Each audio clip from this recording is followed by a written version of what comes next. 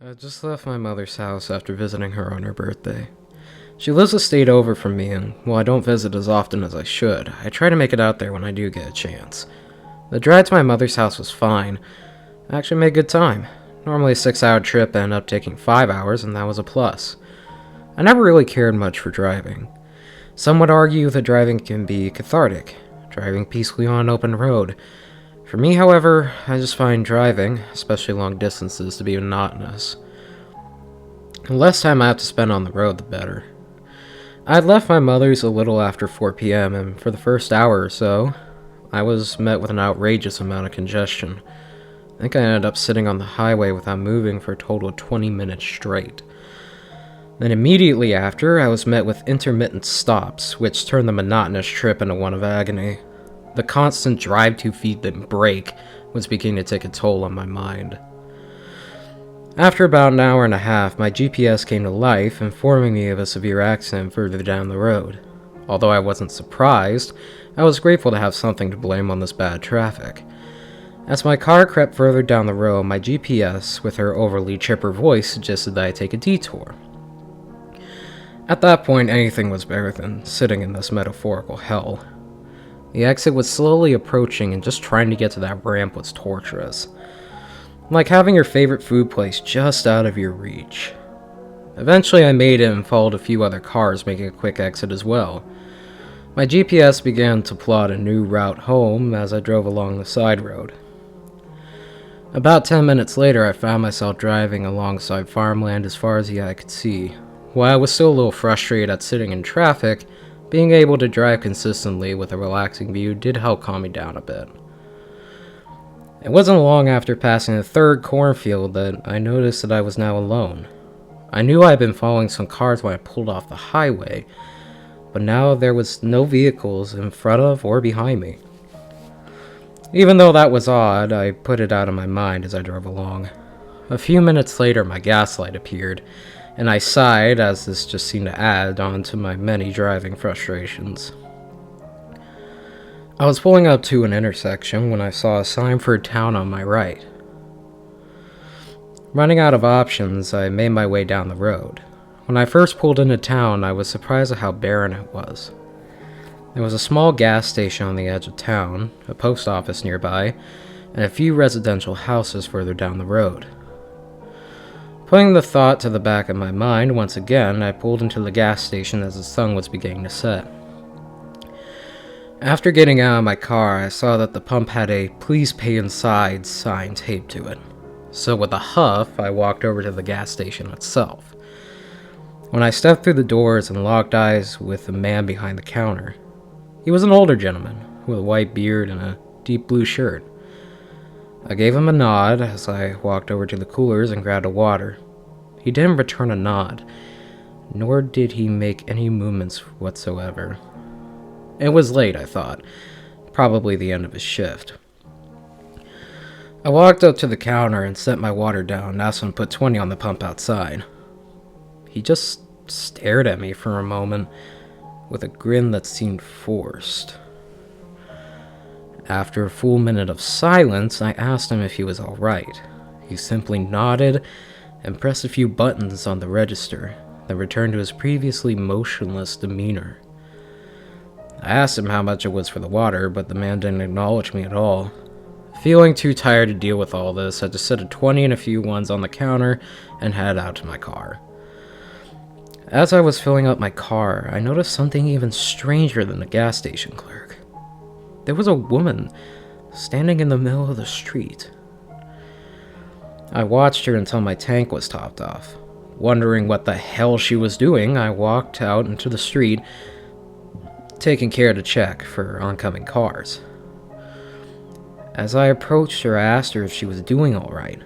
She had the same odd grin as the clerk. I gently placed a hand on her shoulder and she turned to me. I asked her if she knew she was standing in the middle of the street, to which she replied, "Oh yes, we are happy here." She turned back away from me and continued staring down the road.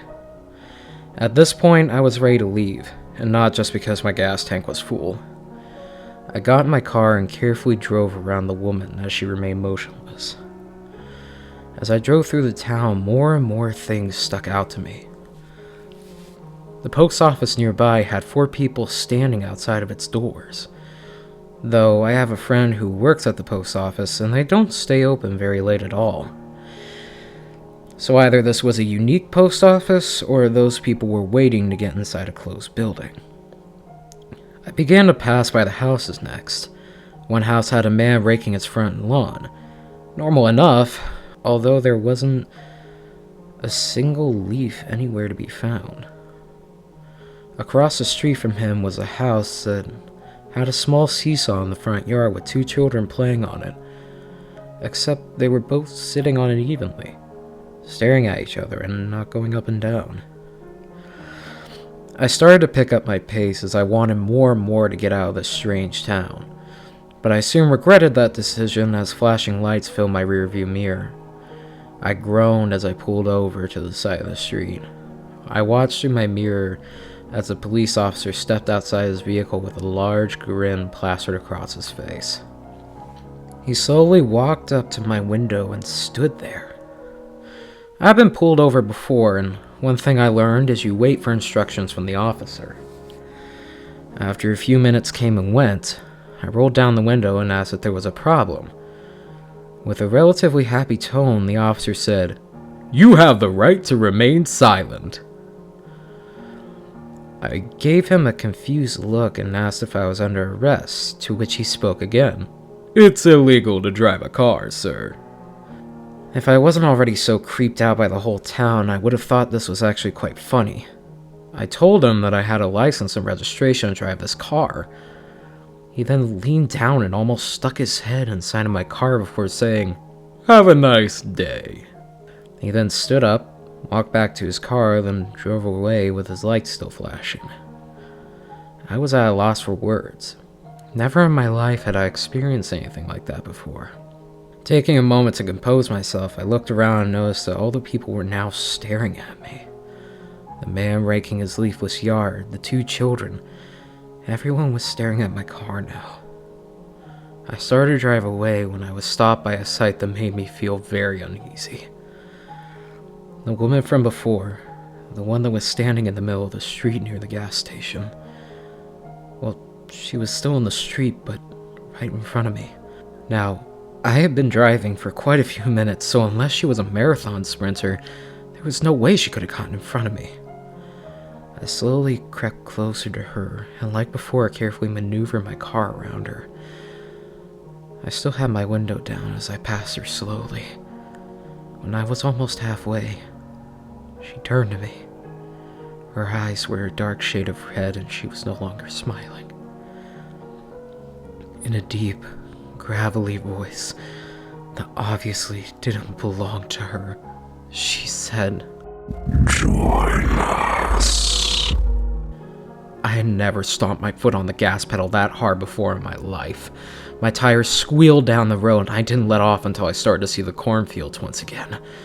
After another half-hour driving, I found a road leading back to the highway. Once I was back on the highway, a tidal wave of relief washed over me. I didn't get off the highway until I was finally home. When I made it home, I couldn't stop thinking about all those weird people. How they all looked like people, but they didn't act like people. I know this must sound confusing to all of you, but it's just as confusing to me. After I made it home, I took some time to retrace the route I took on the map and saw that there was no town in that area.